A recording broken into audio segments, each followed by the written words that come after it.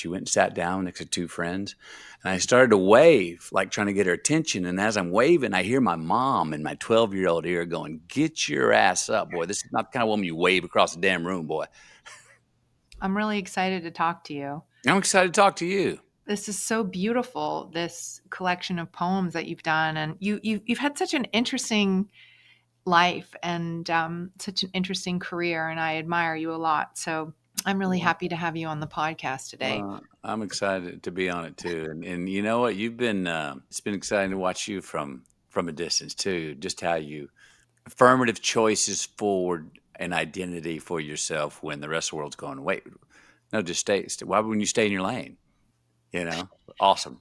You see, It's true. And, a lot of what you wrote really resonates with me around that, around this kind of like abject strength around individuality and leaning into yeah, yourself and yeah. your own identity. And I find that really inspiring. Oh, cool. Take me back to the beginning, because you started to write this book or these poems, I believe, in 1989, Right, so at a young age, and before you were discovered, right. before Hollywood discovered you. Yeah. Will you tell me a little bit about kind of, because I imagine this idea of masculinity in Texas, um, in the 80s, like I can't imagine it sort of neatly folding into such a poetic heart, so Friday nights around the keg at the tailgate.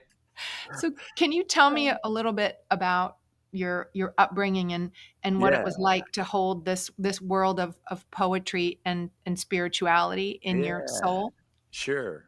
I mean, spiritually and religiously, we were raised Methodist, and it was go to church, the ritual of church every Sunday, and grace before dinners. And Methodist is not very fire and brimstone. It's very much gratitude and be thankful for what you had and compound that. Um, and growing up, like probably most kids, didn't listen that much in church, but it was the ritual that on Sunday you're at the highest number two, and I don't care what you did Saturday night. We're up Sunday morning as a family, going there in fellowship, which I thought was a wonderful practice and got a lot of ethics from it, etc. I was very much an extrovert, but part of the reason, I mean, I was writing even at 16, but I would say part of the reason that I continued to write more confidently in things like poems and prayers was part of the same reason I ended up in Hollywood and saying I wanted to be in the storytelling business in front of Mhm. the camera. Those were not, poetry and art and storytelling were not on the front line of expectations of my family growing up, or what I remember when I called my dad to say I don't want to go to law school, I want to go to film school. I thought he was going to go, bullshit. That's a hobby. You can do that on Saturdays, but that's not a real job. In hindsight, he didn't. He actually said, "Don't half-ass it." I also had a friend that I made there, Rob Bendler, a Jewish friend of mine, who was not in the popular groups. Right? And I was student council. I was an athlete, a Renaissance guy who was buddies with all kinds of different walks of life in school. At the same time, I was an extrovert and I was a partier. And Friday night, it was like, "Hey man, get the keg, go get the tailgate, chase the girls, let's have a great time." My buddy Rob was not that. So when we became friends in art class, he introduced me to, "Hey, you want to come to my place on Saturday night and we'll watch a movie?" I was like, "Watch a movie on Saturday night?" So he would come with me on Friday. I'd bring him out. And then on Saturday, we go to his place and talk about life and watch a movie and talk about art and stuff. So he was actually the one who gave me the confidence to even say, I want to go to film school, or what if I could audition for that part? So part and parcel, that was around the same time that I Mm, became more confident to write poems or prayers or love songs and things like that. mm, I then took a year off as an exchange student in Australia, mhm. which was a wild and lonely, lost and looking and wobbly year.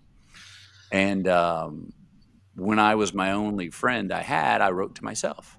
I was Mm. losing my mind, but I was writing 14-page letters to myself with way too many adjectives and adverbs, and I was returning letters to myself of 15 pages to outdo my original letter to myself. So it was a Socratic dialogue, and it was a way to cope. It was a way to Mm. deal. It was a way to get it out on a page, trying to figure out the existential why questions. What the hell's going on? Is there meaning in this life? Am I stuck here? No, you're not. Trust that if you go through this, there's a golden pot on the other side. Trust that, Matthew. It gave me resilience and strength. And so I continued to write. So where did that come from, do you think? Because most teenagers, they can default to, woe is me, I'm lonely, I'm in a foreign Yeah. country. And where do you think that comes Yeah. from, this idea that pain can be a teacher? Yeah. And Good question. Look, we were raised to be very resilient, meaning get mm, up and dust yourself off. You'd quit asking me for a new pair of shoes. I'm going to introduce you to the kid with no feet. Oh shit. Okay.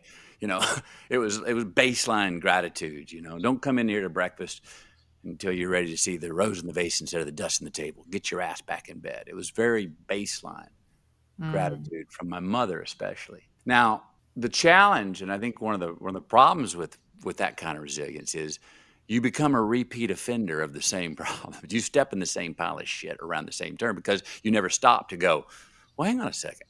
Let me have a mm, look here. Why am I feeling this way? Let me get objective about why do I keep tripping on the same damn pothole every time around the bend. And if you just get up and dust yourself off and keep going, you never stop to look, right? So I yeah, would say I've been a repeat offender. At the same time, I've got really great resilience. I also honestly believed that the trials and the tribulation that I was in when I was lost in that year, I mm, started to gain a little bit of almost confidence and sort of reverence for the fact that, oh, the longer this goes, the greater the reward on the other side. mm, I'll endure this. And I started to get my ego got even full of like, okay, to an extent where I know when I came back in the reverse culture shock of coming back to America, if people and friends wanted to talk about just, hey, the weather or partying, I would almost like, what kind of conversation is that? I was too serious almost. I had been in the trenches, and it was like I'd skipped, and I had to find my sense of humor again to actually come back and enjoy small talk for, mm, for quite a bit of time when I came back. I think it came from how I was raised. I think it also came from whatever inherent faith I had that mm, I think resistance and a little discomfort and sweat equity was always kind of bred into me to be like, that's how you earn it. The mm, experience, that's how you'll remember it. That's how mhm, it'll be part of your lineage. I didn't in school, I made good grades, but I don't remember how the Liberty Bell cracked, but I passed that test. Life's experiences where I got burned or hurt or won, that's what I remember. And my parents were pretty, I guess, courageous on the height of the limbs they would let us walk out on to fall from and go, there, now you understand. They would not the ones that would go, no, no, no, come down, come down. They're like, no, no, no, go ahead. So I guess it was part of how I learned what I understood about learning lessons.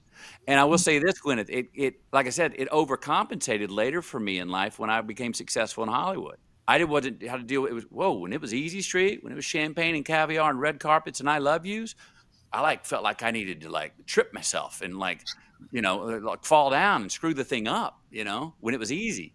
mm, Obviously later on I learned and I'm still learning that no, when it's easy, enjoy the downhill because the uphill will be coming anyway. You don't have to mm. trip yourself running downhill. Do you think that when everything was really easy in Hollywood, do you think that was, do you think you changed? Do you think, you had a period of, when it was easy street, like Yeah. things? Yeah. Yeah. I let myself off the hook for things. Yeah. I rode. I still engaged. I didn't work any less hard. I wasn't any less committed. Yeah. But it's that double-edged sword with gratitude we were talking about. Mhm. You got, yes, be thankful, but you got to be more than just happy to be here.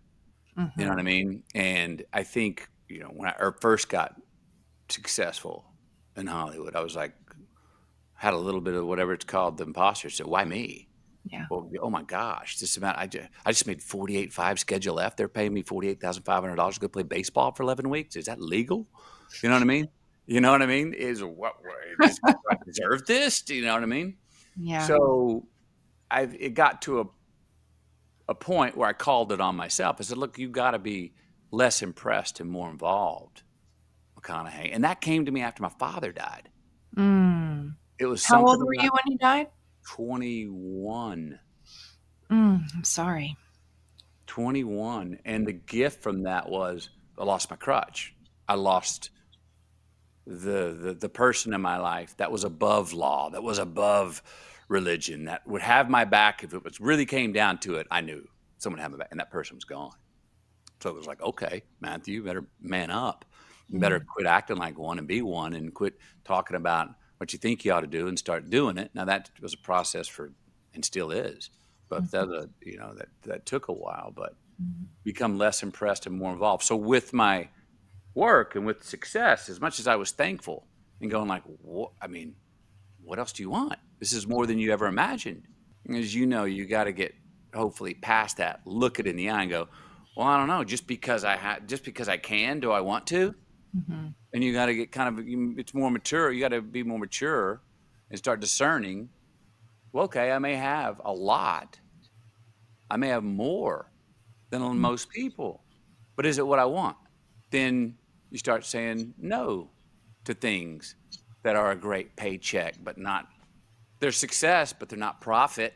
You know what I mean? You start going no to things when you go like, I'm just feel like I'm going in circles here. mm, It's a great circle. It's a high class problem that I'm having, but I don't feel like I'm growing. And mm. so that led to, me taking a couple of years off. Which is an interesting parallel that we have as well, because I really hit a wall and took a bunch of years off, and the birth of my first child really precipitated that. And I think maybe because I'm a woman, it was sort of the first time I felt like I had permission to stop and slow down, Mm, stop, running so fast towards a goal. But it seems like you kind of looked at the sum of your career and had some deep philosophical questions around the kind of art you were making. Is that, mhm. am I Yeah. projecting No, or? no, you're not. You're projecting, but you're right on, 100%. And I don't think it's coincidental that it was at the time when Camilla was pregnant with our first child. Right. I mean, Interesting. there's a real revelation, of having a first child that all of a sudden everything else becomes number two, probably in the three hole. And all of a sudden, acting became like third thing that was giving me identity. I was looking at my life and how vital it was. The ceiling of my joy was so high. The basement of my anger and rage and pain was so low. It was wider. It was taller. It was deeper. Real life was dramatic. And I got a child coming in. I've got the woman I love. The tears are wetter. Everything. And then I was doing the rom-coms, which are a compressed frequency of emotions. They're supposed to be buoyant. They bounce from cloud to cloud. If you drop anchor in a rom-com, you sink the ship. Whoa, don't go there. You know what I Right. mean? So that frequency, I was like, my life is so much more vital than my work. Mm. And I remember looking in the mirror going, well, congratulations, McConaughey. Glad it's not the other way around. But is there a way that I can get my work to challenge the vitality of my life? Mm. And then I was like, that would be in dramas. Like, was that Or hard to sort of, because I do think, like you touched on it before, people like you in a box, right? And yeah, everybody was so comfortable with you as like this hilarious, affable, sexiest man alive guy. yeah, So were you concerned about trying to shift that, how you were perceived? yes. Yeah, I took a big risk and I was trying to, I was offering found dramas I wanted to do and was offering studios massive pay cuts. And they're like going, no, thank you. Just stay in your lane there, bud. We're doing good here with the rom-coms, man. They cost 35. We're making 50. You're making all this stuff. It was working. Um, and so because I couldn't do what I wanted to do, I said, well, look, I'm going to stop doing what I'm doing. Now, what did I have going for me? I'm in love. Camilla's pregnant. Got this coming. So that helped me stay a little grounded.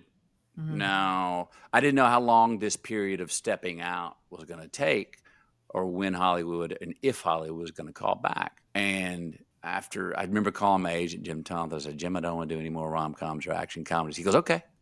And I go, what do you mean, okay?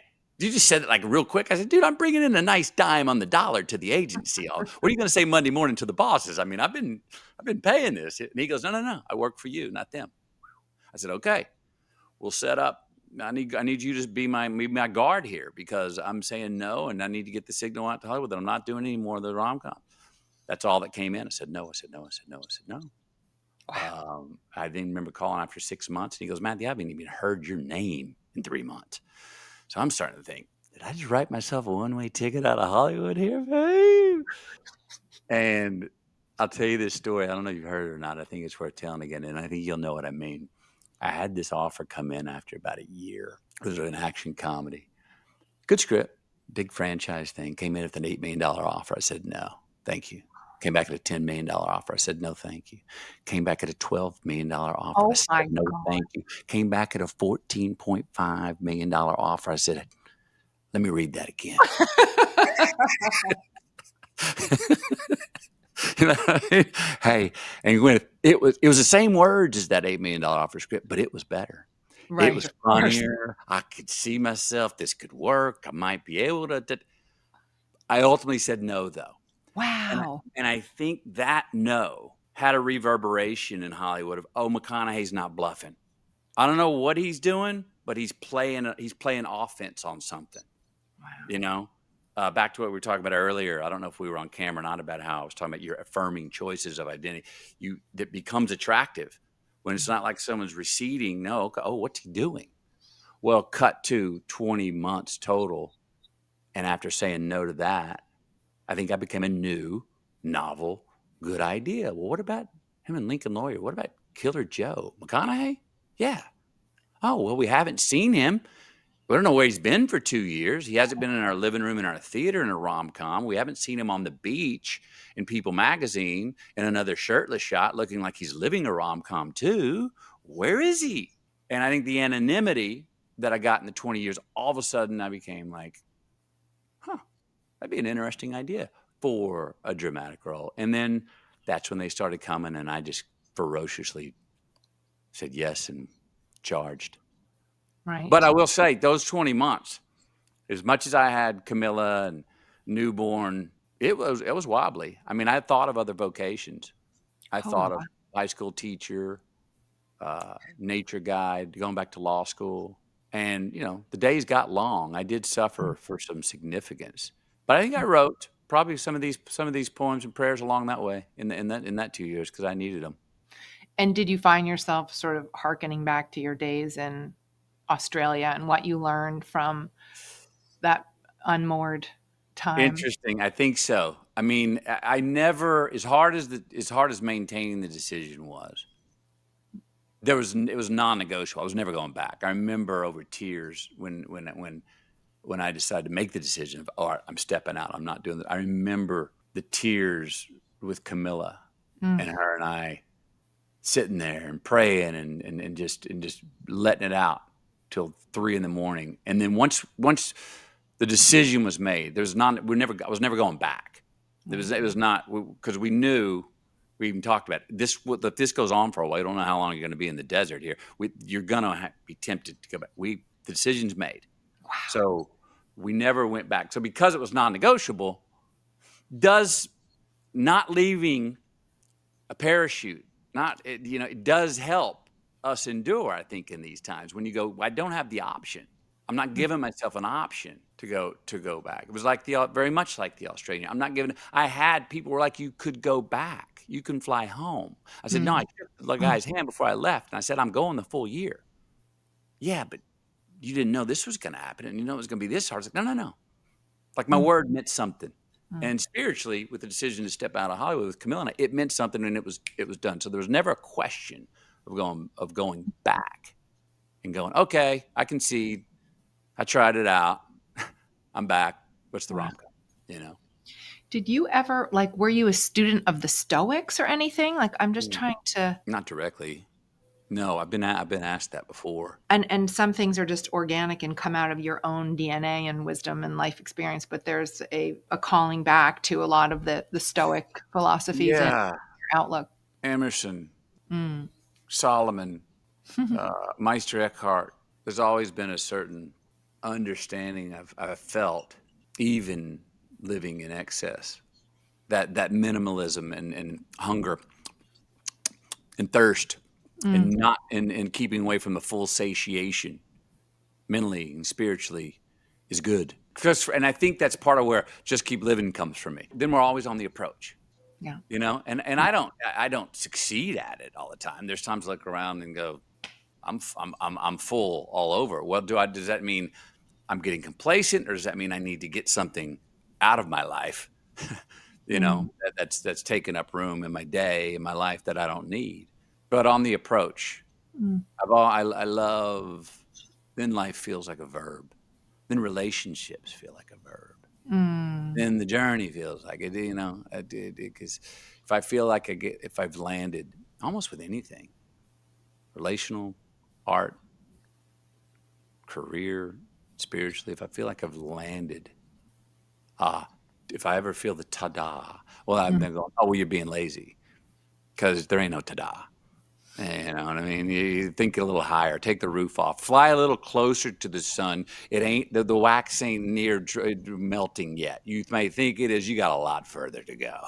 One of the things I really loved reading about was how you hold marriage with such reverence and Mm, this idea of, by your definition, what it means to be a good husband. And part of this is this agreement between the two of you. It seems that, just as you say, there is no finish line, there's no exhale, there's a deep acknowledgement of the road and all of the things that life brings. So what strikes me so much is the innate wisdom that you bring to all of these aspects of your life. And I really believe that like a woman really helps like draw the energy for the man in the house and help set the course for the man. yep. Um, and so I'm wondering like, well, first of all, how did you two meet? And did you, is it, was this like a deep resonance that you felt with her very quickly? I'll tell you the story. It's a good one. So at the time, I was very healthily single. Okay. um, Getting it out of your system. Yeah, in a healthy way. I was taking care of myself. But I was feeling about 6 months before. I was feeling the clock tick. I'm like, I want to find her. Mm. And you see, when a man's doing that, it's like every red light, who's next to me in the produce section, who's getting over there. It's like we go to a party. I come to your place. You're going to introduce me to people. I'm like, you're on the, measuring. So the one here is that it? Not very attractive thing to be when you're always looking. You're kind of you see someone out of their space. You know Mm. what I mean? Um, and looking like to find some completion for them. Um, and I remember I had a wonderful wild dream. I was an 88-year-old bachelor in my wheelchair and into my property, which was a horseshoe gravel driveway with St. Augustine Yard. I remember this very clearly. The St. Augustine grass was overgrown and on purpose, and cars were coming in a procession. And in each one, a woman would get out and two kids would get out. A woman would get out, two kids would come out. And all the kids gathered around me, 88 of them, and 44 women. And they were the mothers of all my children, and I was not married. And it was a beautiful celebration, and all the kids gathered, and all the mothers were getting along, and it was a celebration of my birthday, and took a picture. And I woke up, and it was a beautiful dream. It wasn't a nightmare. Okay. And I remember waking up and laying in bed going, what does that mean? And what I heard and understood was, it's okay, Matthew. Don't don't press to try to find the one to marry. If you end up an 88-year bachelor, well, that's what you end up. But don't quit pressing. It's okay for Leonardo DiCaprio. Yeah, he's doing fine, you Yeah. know. But that dream and what the grace that I got from the dream gave me, it took away Mm. that looking around the corner. Where is she? At the produce section, at the party, Interesting. at the red light, and I was like, okay, I'm not Mm. racing its time. So I now settle into myself. And as you know, the right time for us and it's the right person. Uh-huh. Sometimes we probably may have met the right person. It wasn't the right time for us. Sometimes it was the right time for us. We never met the right person. I was very settled in myself. I go out to a club with my friends on Sunset. I'm sitting there mixing margaritas at the table. Music's going. I've had just enough tequila in me to see clearly, if you know what I mean. This shape, caramel shoulders with it was hot enough in the club to have just a bit of almost dew on a little bit of morning dew on the shoulders with a turquoise strap was moving right to left across my eye line about 20 feet in front of me. And her head was not even bobbing. It was like just floating. And I remember looking, going, "What is that?" And I stood up. I didn't say, "Who is that?" I said, "What is that?" And I got up and I went on, and she went and sat down next to two friends. And I started to wave, like trying to get her attention. And as I'm waving, I hear my mom in my 12-year-old ear going, "Get your ass up, boy. This is not the kind of woman you wave across the damn room, boy." So I go over, and she's there with two friends, and it hits me. Boom, invite them both, all three over, which I did, which was the gentlemanly thing to do, which meant she said, "No, y'all stay, I'll go alone." She Oh. comes over, I mix a margarita, the music's blaring. I spoke better Spanish that night and understood Portuguese better that night than I ever have in my life. And all of a sudden, my buddy comes up and goes, "Man, we got to go. It's 2:30." I said, "Okay. Would you like to come home? We're all going back to my house for a drink." She's like, "Come home." She says, "No, no, no, no. No, but nice to meet you." I said, "All right, I'll walk you to your car." We go to her car. Where is it?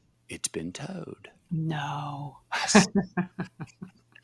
Would you like a ride home with us? Come have a drink, and my driver will take you home when you're ready to go.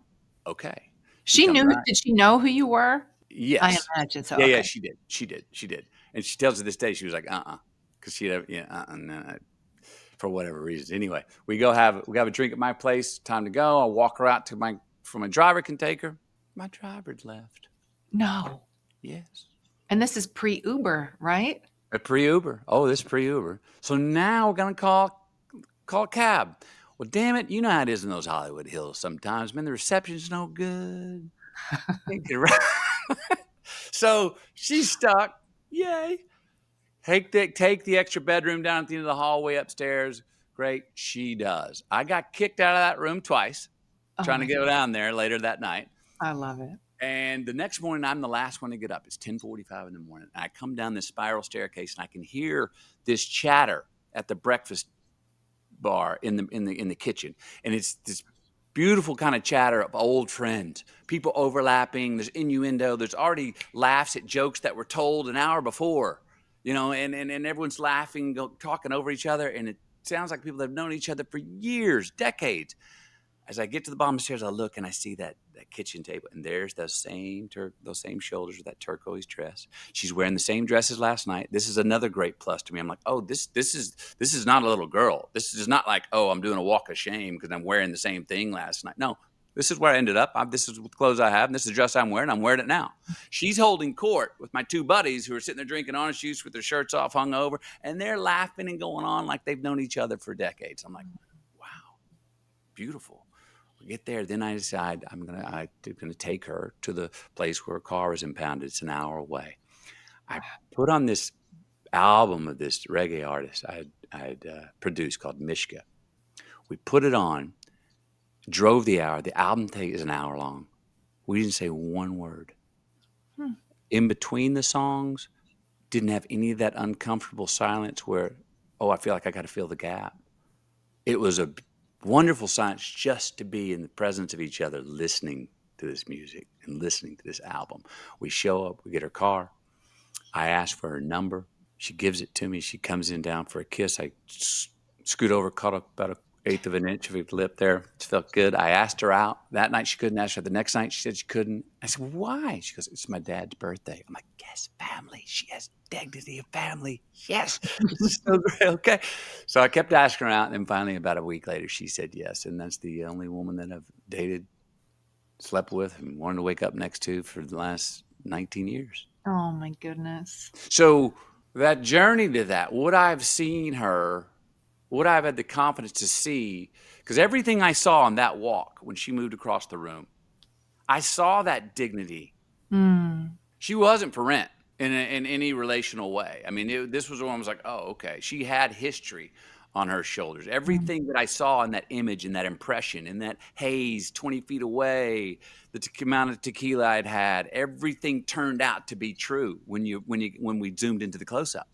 And as Wow. the relationship got more intimate, those things turned out to be true. That is so beautiful. 19 years is, it's a long time. And in Hollywood years, it's like, what is the love you never question axiom that you two have? Like anybody in any couples, sometimes one's going faster than the other. Sometimes one feels like they're sacrificing more than the other. And we grow. So at the same time where we want and love and are there for that inherent person that I saw move across the room that night, who she is and how where and what it is she fell in love with me about. Why we still want that, and that's what we believe in. We grow. Mm. There are amendments. We mature. Sometimes we go a little backwards somewhere, and sometimes we go a little forward somewhere. Mhm. Um, we find new things, new interests, new hobbies, make new decisions. So, but as long as that core, it's the core, the very first thing I saw before I ever spoke to her. First thing I Mm. saw in my mind, in the heart, when she moved across the room, was what I still love about her and what she still is. It's new. She's, there's, you have children, you have a family, you get older, there's the new challenges. But I don't think we've ever lost sight or ever not been able to show each other what we saw in each other that night. What I Mm. saw across the room, what we understood in each other in the language of love when I understood Portuguese and better than I still do now. And I spoke the best Spanish I've ever spoken. You know what I mean? And that whatever that was, I knew right then that if I got fortunate enough to go spend more time with her, this was not a fling. I knew right then. I don't know if she did. I don't know. Maybe it took her longer to see who I was, to trust who I was. But that light's never gone out for either one of us, and how we see each other and who we expect to be for Mm. the other. Yeah, it's an inherent trust there, and even Mm. in times where it's harder, or we're missing and ships sailing past each other in the night, just trust that, as you know, relationships take work. Mhm. And so where do you sit there and just not make anything? It's not a big deal. Just let it slide. And when you go, no, we gotta do some maintenance here. Right. We got to check in because our chassis is a little loose, and we want to make And if you don't check in, you can look up and it can be a mess. And we have friends that you look around, and you go like, boy, they didn't do maintenance along the way, and now they look up and you go, oh shit, what happened? Mm. And I think we do a pretty good job, and thankful to her because she instigates it most of the time of the maintenance check-ins, Mm. uh, Mhm. for us, that we never get too far off, even though we're try new things, and entrepreneurial relationship, and I've got things and she's got things, and we got 3 kids, and that becomes another thing where you can go, and that's another thing to watch. What I'm still learning to watch is you get children, and those are the dependents. They need you. You know what I mean? Yeah. And I can sometimes go, well, Camilla will be fine, but the kids need. You know what I mean? And Yeah. that you gotta watch and going, Not totally orienting around them yeah, as first priority all the time. Yeah. right, Yeah. yeah. Do you think that having this beautiful substantive marriage is like a key pillar in your life in terms of your growth, your success, your introspection? Yes. Look, there are ways I don't even understand that her coming to my life helped. But I look back, and if I do the Mm. math, it's kind of obvious.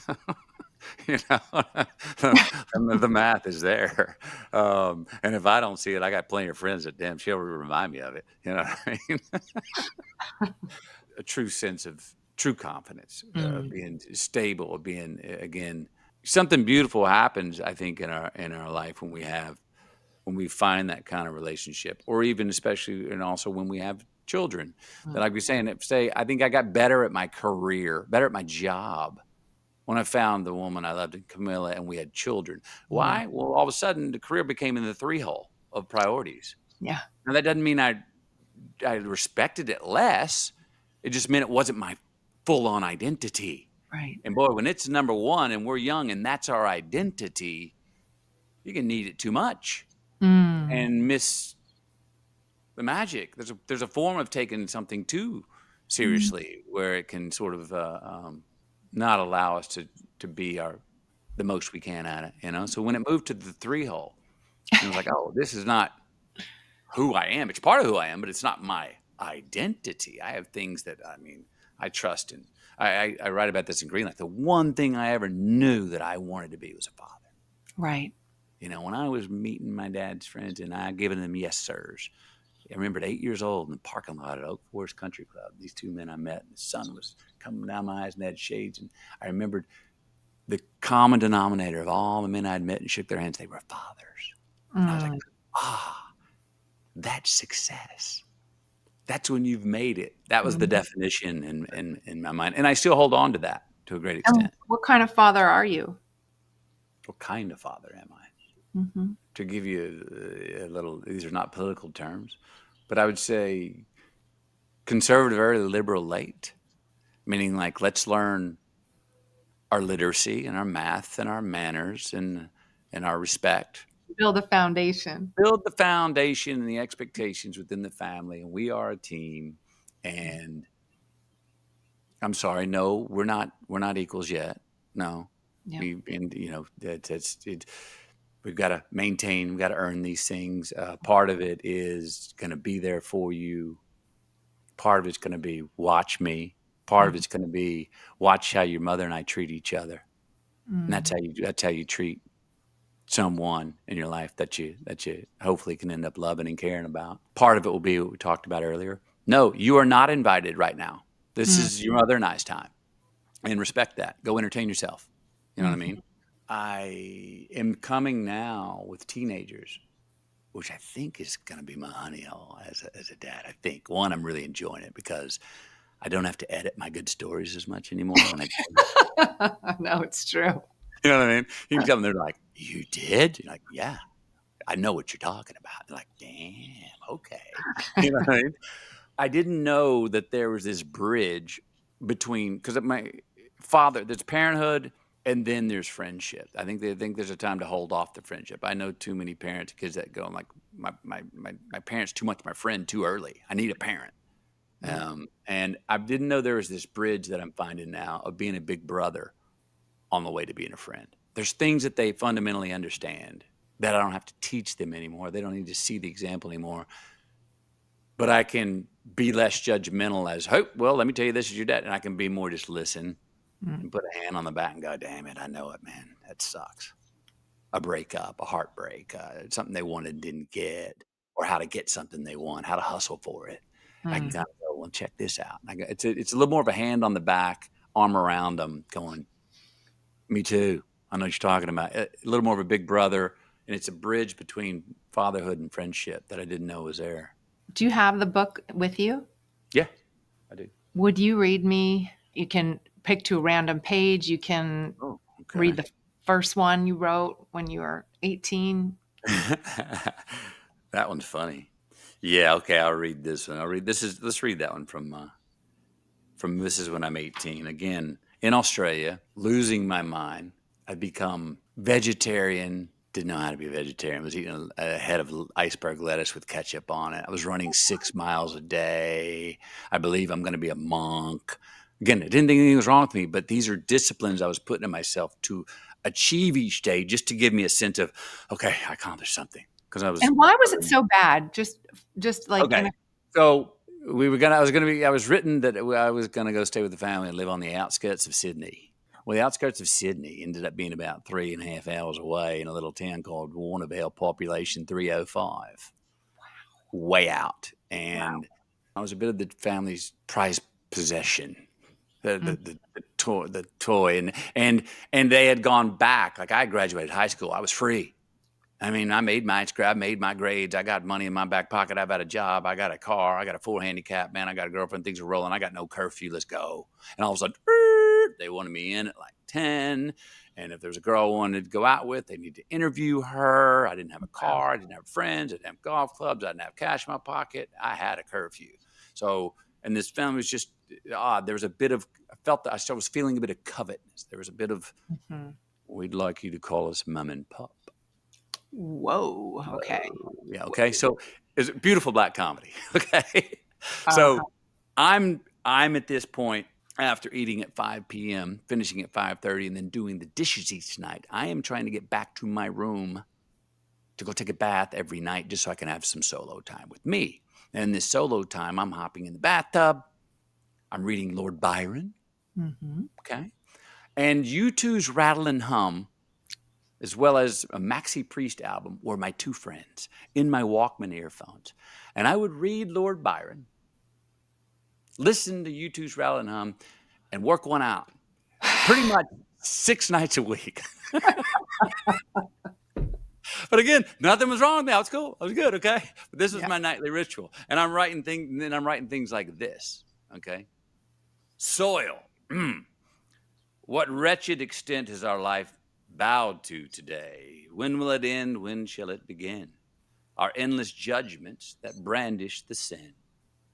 Ignorant minds of the fortunate man, blind of the fate shaping every land, drifting day by day upon selfish wings of his past, only seeking the wines of his narrow minded cask.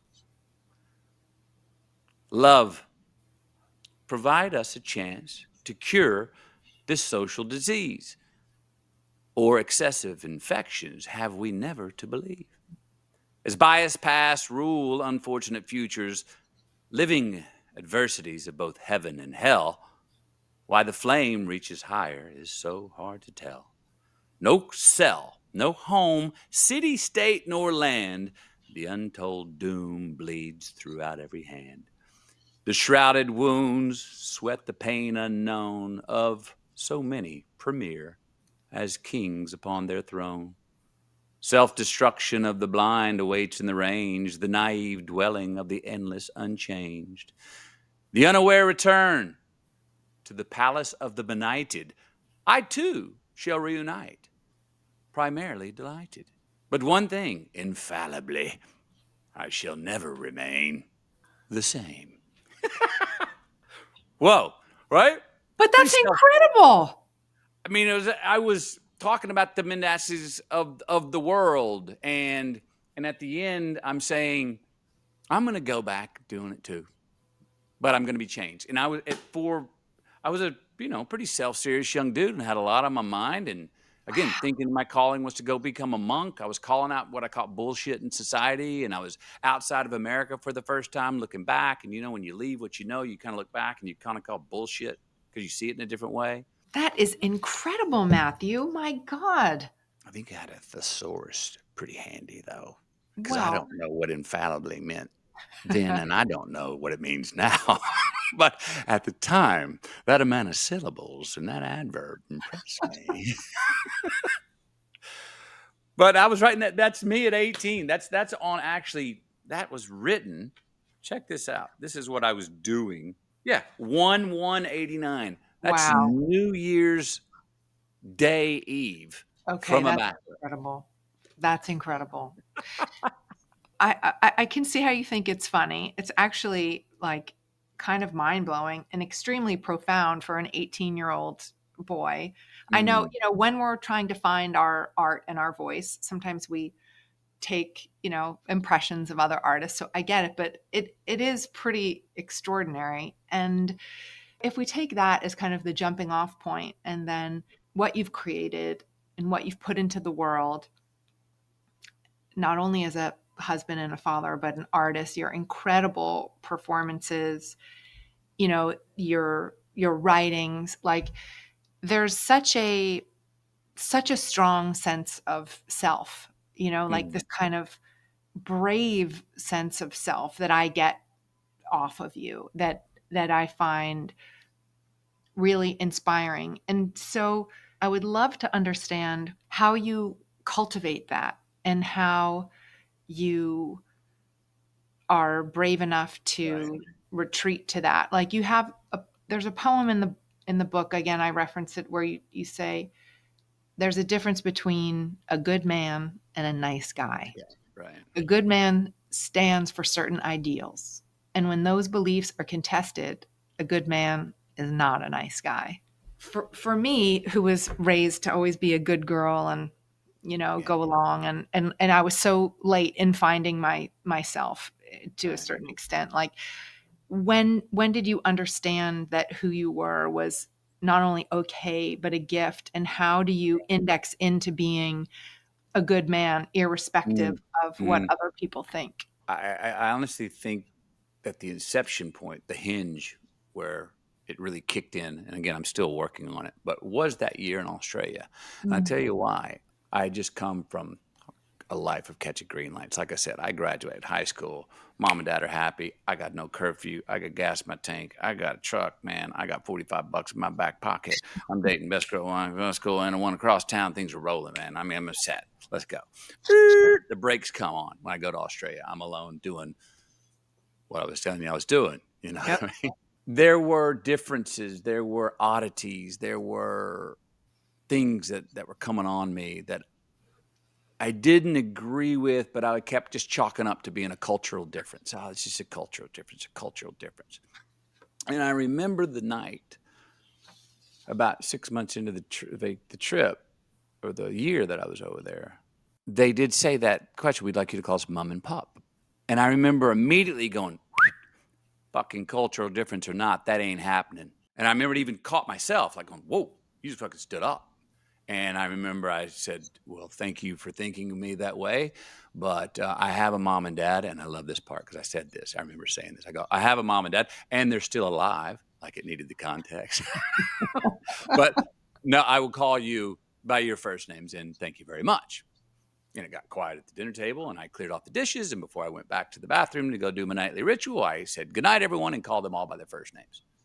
And the next morning, guess what my alarm clock was? He won't call me mom. Whoa. I remember putting my arm around her, going, "It's not personal. It's just." But I was not wavering. That was the non-negotiable. Right, right, I'm right. a mom and dad. The rest of this stuff, okay, culture difference. This one, sorry, standing on it. And I had no one to check in with. I didn't Mm. have a friend. I didn't have my dad. I didn't have a brother. I didn't have my mom to check in. Like, is this okay? Can I stand for this? It was clear. And I remember so I was forced to make a decision on my own and stand up for it because it was black or white to me.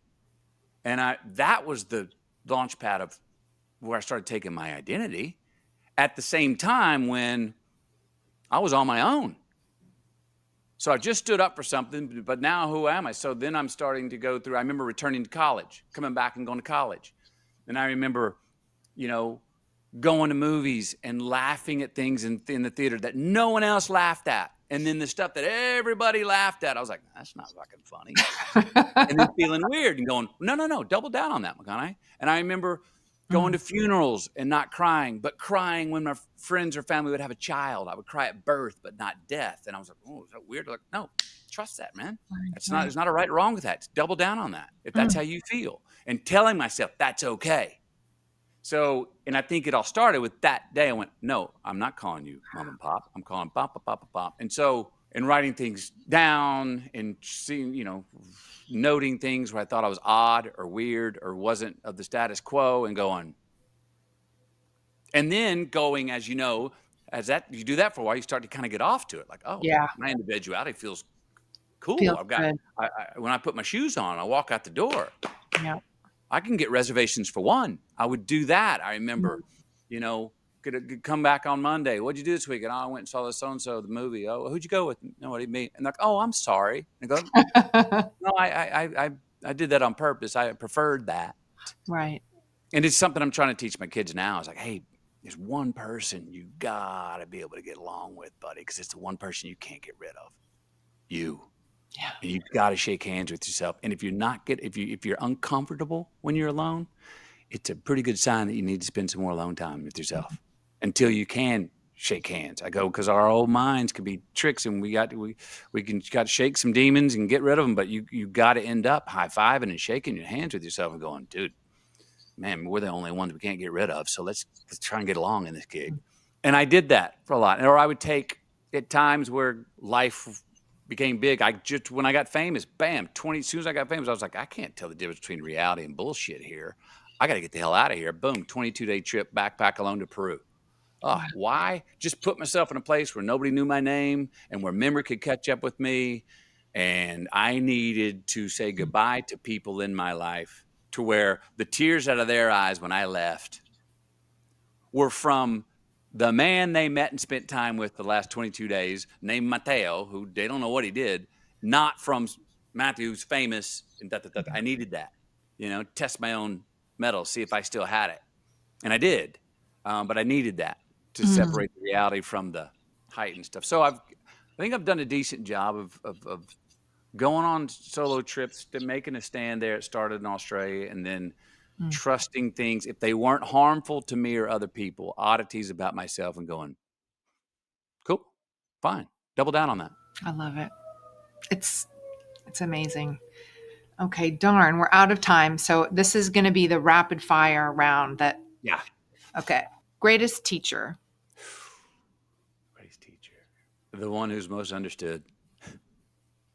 Favorite character you've played. Mud. Favorite thing about Camilla. Wet eyes. Favorite thing to do as a family. Cook together in the kitchen. Death row meal. Cheeseburger. Walk on song. Ted Nugent Stranglehold. Place you feel most at peace. In the desert. Something your wife and kids make fun of you for. They make fun of me. Well, they were just making fun of me last night. One thing, when I do get on my soapbox trying to teach, Rita will be like, "Okay, gonna give us another TED talk."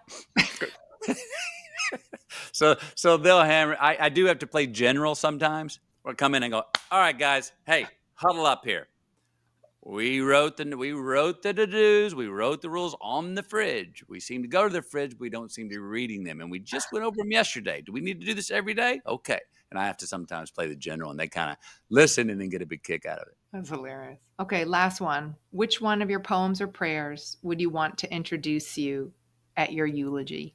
Oh, that's a good one. I'm going to go with the one that's on the back. Will you read it?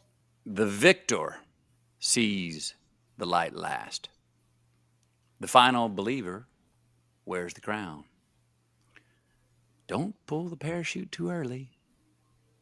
Fly until you touch down. Amazing. Thank you so much. This has been such a fantastic conversation. I've learned so much. Well, I sure did enjoy it, Gwyneth. Thank you for the time. Thank you so, so much. All right now.